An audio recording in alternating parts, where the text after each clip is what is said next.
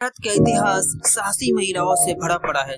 कभी झांसी की रानी लक्ष्मीबाई तलवार उठाकर अंग्रेजों से लड़ी, तो कभी फूलन देवी ने अन्याय का बदला लेने के लिए बंदूक तक थामी।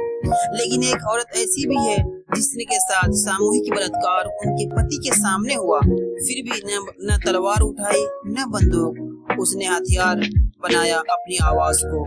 वह महिला थी भानवरी देवी, राजस्थान के एक छोटे से गांव की, जिसके साथ हुई बर्बरता ने पूरी भारत के न्याय तंत्र और समाज के नींव को हिला डाला। यह कहानी केवल एक स्त्री के दर्द की नहीं है, यह कहानी है साहस, संघर्ष और उस आवाज की जिसने पूरे देश का कानून बदल दिया। राजस्थान के भीलवाड़ा जिले का एक छोटा सा गांव, सूखी जमीन, धूल भरी हवाएं और रूढ़िवादी परंपराओं से जगरा समाज, यहीं जन्मी थी भानवरी देवी, एक किसान परिवार की साधारण बेटी। पिता खेतों में मेहनत करते, लड़कियों की पढ़ाई लिखाई का कोई महत्व नहीं था। कम उम्र में उनकी शादी कर दी गई, जैसे उस समय की हर लड़की का जीवन तय होता था, चूल्हा चौका और चार दीवारी। लेकिन भानवरी देवी अलग थी। बचपन से ही उनके भीतर अन्याय के खिलाफ आग थी। वह देखती कैसे नन्ही बच्चों का बाल विवाह हो जाता, कैसे औरतें घरेलू हिंसा झेलती, कैसे जात पात के नाम पर भेदभाव फैलाया जाता। इन सब ने उनके दिल में सवाल उजागर किए और यही सवाल आगे चलकर उन्हें बदलने वाले रास्ते पर ले गए।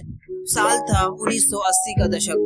राजस्थान सरकार ने ग्रामीण महिलाओं को जागरूक करने के लिए एक योजना शुरू की। उस योजना का नाम था स्वाधीन योजना। उसका मकसद था महिलाओं को उनके अधिकारों के प्रति जागरूक करना, स्वास्थ्य और शिक्षा की जानकारी पहुंचाना और बाल विवाह जैसी कुरीतियों को रोकना। इस योजना के तहत गांव की साधारण महिलाओं को चुना गया, जिन्हें कहा गया कि आप स्वाधीन योजना का हिस्सा है। भानवरी देवी भी इनमें से ही एक बनी। अब इनका काम था गांव-गांव जाकर औरतों को समझाना, बच्चों को पढ़ाई के लिए प्रेरित करना, घरेलू हिंसा और बाल विवाह जैसी बुराइयों के खिलाफ आवाज उठाना।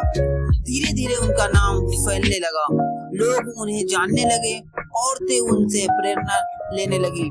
लेकिन इस राह में सबसे बड़ा दुश्मन था जातिवाद और प्रतिष्ठा।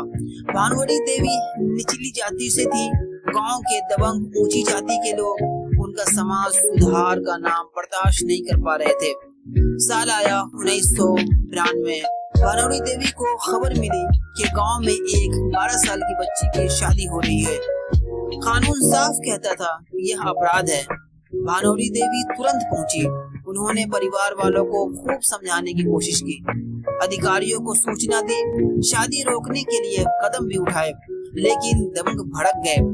उनका ताना था, तू कौन होती है हमारे रीति रिवाज में दखल देने वाली। भानवरी देवी नहीं डरी। उन्होंने शादी रोकने की हिम्मत दिखाई और यही हिम्मत उनकी सबसे बड़ी सजा बन गई। कुछ दिनों बाद गांव के 5 दबंगों ने उन्हें और उनके पति को घेर लिया। पति को बेरहमी से पीटा गया और भानवरी देवी के साथ उनके पति के सामने ही सामूहिक बलात्कार किया गया। यह केवल एक शारीरिक अत्याचार नहीं था, यह उनके आत्मसम्मान, उनकी आत्मा और पूरे समाज पर हमला था। लेकिन सबसे गहरी चोट तब लगी जब गांव और समाज ने भानवरी देवी का साथ देने के बजाय उन पर ही बहुत सारे सवाल उठा दिए कि वहां अकेले औरत वहां क्यों गई थी, उसने दबंगों को क्यों छेड़ा, क्या उसने अपने घर में नहीं रहना चाहिए था, वगैरह वगैरह।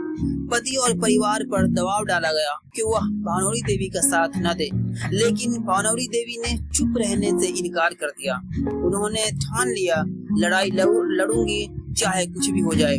भानवरी देवी और उनके पति थाने पहुंच गए शिकायत दर्ज कराने, लेकिन पुलिस की लापरवाही सामने आई। वो पहले तो टाल-मटोल करते रहे, उसके बाद वो लापरवाही की और मेडिकल जांच में देर कर दी गई। इसका नतीजा ये हुआ कि सबूत नष्ट कर दिए गए। अधिकारियों ने उन्हें समझाने की कोशिश भी की कि वह मामला को आगे न बढ़ाए, फिर भी भानवरी देवी डटी रही। मामला अदालत तक पहुंच गया। 1995 में जयपुर की ट्रायल कोर्ट ने सबूतों की कमी बताते हुए सभी अभियुक्तों को बरी कर दिया। जी हाँ, बरी कर दिया। एक बलात्कार करने वालों को बरी कर दिया, ये बताकर कि भी सबूत में कमी है। यह सुनकर पूरा देश हिल गया। क्या यही न्याय था? भानोरी देवी को भले न्याय न मिला हो, लेकिन उनकी पीड़ा ने पूरे देश की औरतों को जगा दिया। महिला संगठनों ने आंदोलन शुरू किया। मानवाधिकार कार्यकर्ताओं ने उसे राष्ट्रीय मुद्दा बनाया और फिर इसी केस के आधार पर महिलाओं के एक समूह ने सुप्रीम कोर्ट में याचिका दायर की और इस याचिका का नाम रखा गया विशाखा बनाम राजस्थान राज्य 1997।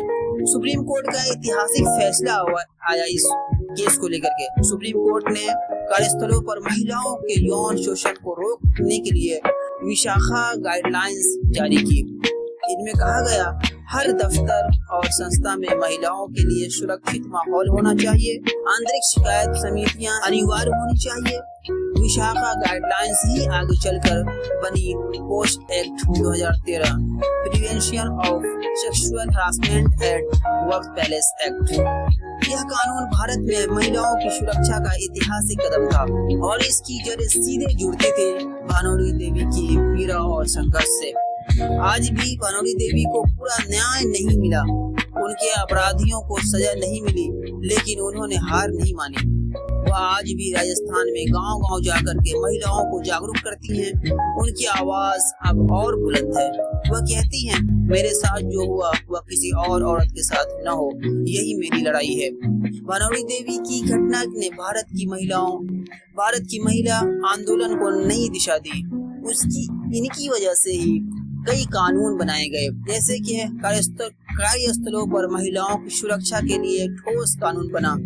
बाल विवाह और जातिवाद सोच पर राष्ट्रीय बहस शुरू हुई। समाज को यह समझ आया कि एक साधारण औरत की आवाज भी पूरे सिस्टम को हिला सकती है। उनसे सीखने की अन्याय सहना भी अन्याय को ताकत देता है। साहस से उठाई गई एक आवाज पीढ़ियों का भविष्य बदल सकती है। महिलाओं की सुरक्षा और सम्मान ही समाज की प्रगति की नींव है। न्याय देर से मिले या अधूरा, लेकिन आवाज उठाना बदलाव की पहली सीढ़ी है। इससे हमें सीख ये मिलती है कि भानोरी देवी की कहानी केवल एक महिला की दर्दनाक घटना नहीं है, यह एक पूरे समाज के लिए चेतावनी है। उन्होंने भले अपने लिए न्याय न पाया हो, लेकिन उन्होंने करोड़ों औरतों को न्याय की राह दिखा दी। आज जब भी किसी महिला की आवाज दबी नहीं बल्कि न्यायालय तक पहुंची, तो कहीं न कहीं इसमें भानोरी देवी की गूंज सुनाई देती है। उनका साहस आने वाली पीढ़ियों तक भारत की औरतों के लिए प्रेरणा का स्रोत रहेगा। ये कहानी कैसी लगी आपको दोस्तों, कमेंट में जरूर बताइएगा। मिलते हैं नेक्स्ट वीडियो में। Thank you very much.